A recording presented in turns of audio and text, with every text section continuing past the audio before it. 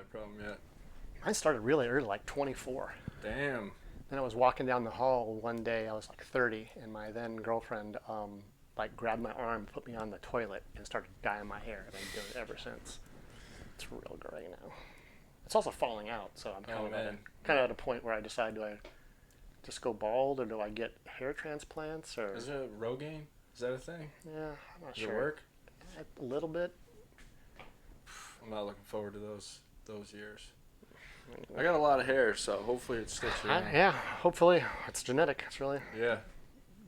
Odds are it's gonna happen to you though.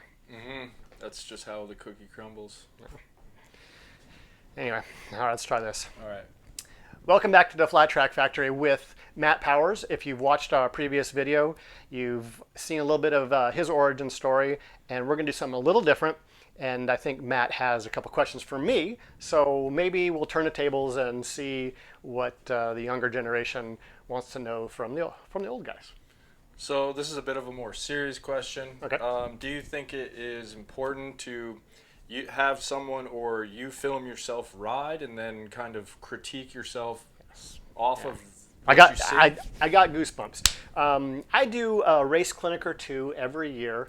Obviously, it's not my real job, but in my real job, I am a teacher, so to some degree, and I'm a passionate guy, and I love to talk. So, so I do that clinic, and what I really recommend is before people come to the school, my clinic is film yourself, because what you think you are doing is not what you're doing. You perceive, I am up on the front of the tank. I am pushing the bike down. I do have my outside elbow up. I am, all of these things that we think we're doing, we picture, Ricky Graham and Jared Mees and JD Beach. That's what we think we're doing. Yeah.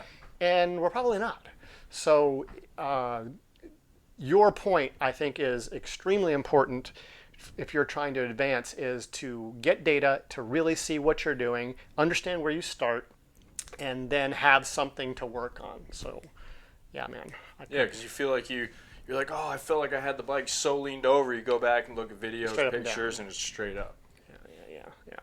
And there's just nothing like being able to see it. When your buddy tells you, you just don't believe it. And it's hard data.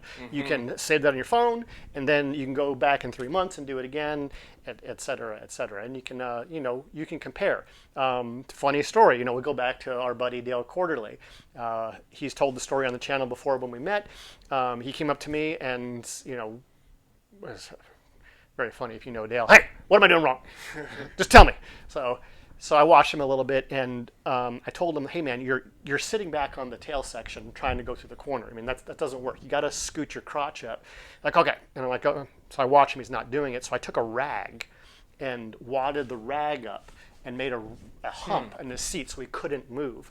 So these are tricks. That's kind of forcing, because he asked me what to do. I told him what to do. Of course, he didn't do it, but he wants results right now, and he's got the skills that he's capable of doing it. He just needed a little reminder. So these types of gimmicks, I think, are key.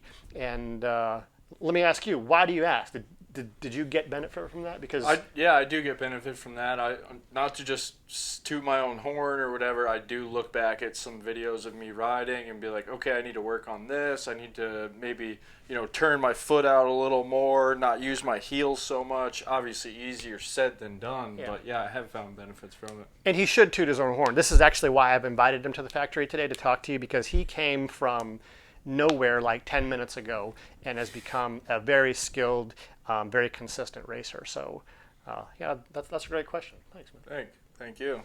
What else you got? I got another question as far as, say in a race atmosphere, all the techniques, everything you're supposed to do. Do you find like your techniques like maybe breaking down in a race and it still can work, or, maybe not doing everything you're supposed to be doing, but it still can work? Well, yes, for a couple of reasons. The two biggies for me this year in particular, viewers of the channel may know that I had a little spinal surgery there, so I'm out of shape. So the two things that happen to me is I don't ride. I work a day job, and I have a house and a dog and all those sort of things. So I don't ride as often as you do, or like what I did when I was in my 20s and 30s. Guys. Yeah, the younger guys. I kind of keep my powder dry, so to speak. So anyway, what that means is I'm always tired at the beginning of the year, and now I'm coming back from sitting on the couch for 6 weeks. So that's going to be my failure. I am going to break down. I am going to get tired, and then I'm not going to be able to move on the bike. I'm not going to make the moves that I want to do. I won't be able to present the same racer to the bike, so the racer and the bike can present the same thing to the tire and the track. These things need to be like clockwork, right? Yeah. And then I'll get tired, and then I'll start. But your timing's off. Timing's off. Instead of that rhythmic, sit up, lean in, all of these things that we talk about all the time, they'll be off. Occasionally, I'll have a mental break. Something will happen. I'll get, maybe if it's tired, or if something distracts me, like sometimes my visor won't get snapped all the way down, and I have or a tear off. A tear off is a big one. We don't race on a lot of tracks that spray our stuff, so my tear off game is not as good as it used to be. And I'll pull off, or I'll go to pull a tear off in the rhythm. I should pull it off, and I won't get it, and that throws me off. So that's a great question.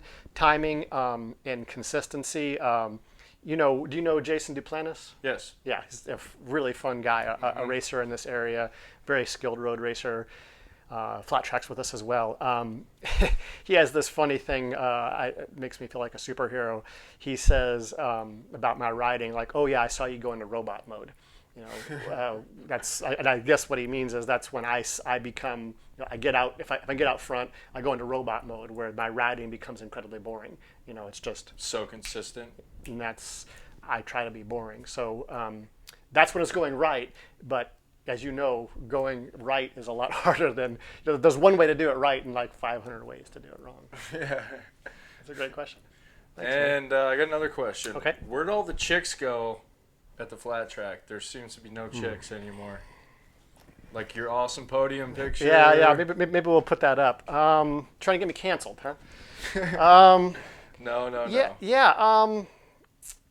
Things are different, man. It was a different era. I don't know what to say about that, but yeah, there were scantily clad trophy girls, and it was really, I didn't invent this. I mean, it goes back to there was podium kisses, right? Yeah. And alcohol. What's the Miss Winston? Yeah, Miss Camel Pro. Yeah. Paige Thomas was famous. I'm just going to go ahead and tell the story. I don't know if anybody watches the videos this far in, so anybody that's watching it now is probably not going to cancel us. But Paige Thomas was a very, very fit and kind and very funny, actually. She really fit in with us, and was a fun person to hang out with. But she's smoking hot. I mean, like stupid smoking hot. Really hot, and she had the finest blonde hair, and she would not shave her thighs. Oh. And I'd never seen anything like it before, and it was so crazy and feminine to see a tan, blonde-haired woman with a little bit of fuzz on her, and I've never forgotten that. Trophy girls. Yeah, there was also mini tie-dyed mini dresses were also extremely popular at one point. Like, we need to bring that back to flat track. Yeah. It was a fun and innocent. Well, okay, maybe not innocent. It was a fun thing. That's all I'm saying, man. That's all I'm saying. When I put these videos up, I have to like rate it, and I want to keep this G for the algorithm. For sure. I think that was G. This might have been PG. Yeah, it just went up to PG. That's a great one. What else?